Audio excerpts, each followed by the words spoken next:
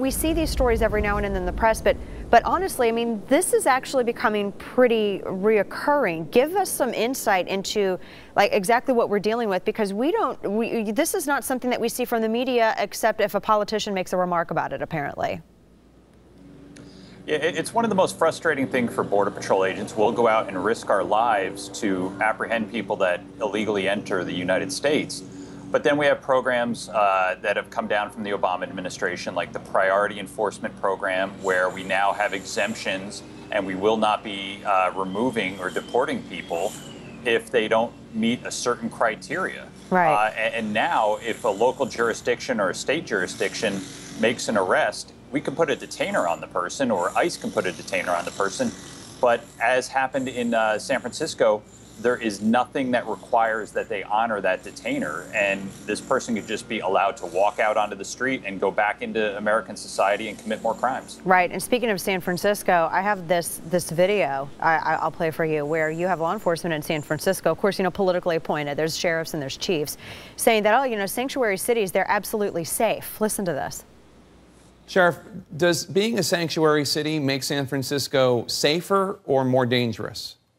It makes us safer. I firmly believe it makes us safer. We're a world-renowned city with a large immigrant population. Okay. And of that population is a population that is also here undocumented. For a law enforcement perspective, we want to build trust with that population, and our sanctuary city and other attendant laws have allowed us to do that. Wow, Shawn, he's saying sanctuary cities make people safer. Well, I've never heard of ignoring laws making people safer. State and local law enforcement, they can't pick and choose which laws they're going to enforce. And we need real partners in the immigration fight if we actually want to make a difference. But this is something that happens throughout America. Right.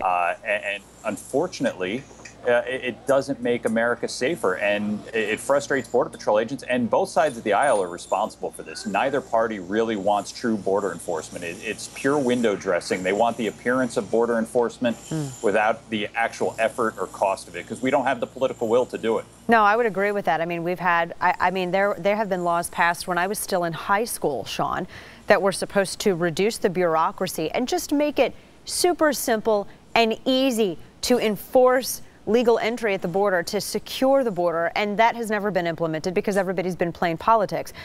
Josh Earnest, spokesperson for the administration, said yesterday that, and this is where you were talking about blaming one side or the other, this is where he really brings partisan politics into it.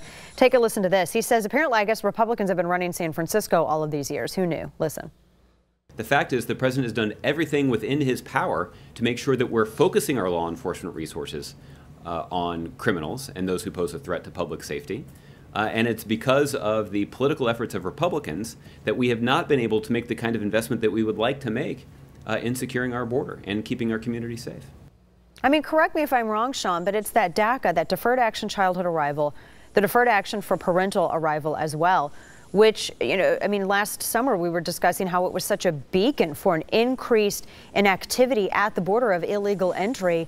I mean, how those policies, you're there on the border. You work with Border Patrol. Tell me what you saw when those policies were implemented. Well, specifically when we saw that, we saw people being rewarded and being allowed to stay here in the United States. Listen, being a Border Patrol agent, we have one of the most straightforward missions in all of law enforcement, whether it be at the federal, state, or local level. We make sure that if you are here illegally, you are removed. Right. Or we make sure that you have the documentation to be in the country legally. If we're going to keep creating exemptions, whether it's through DACA or DAPA, or we're going to raise the threshold, everybody that is here illegally has committed a crime by illegally entering the United States, but apparently that is not enough.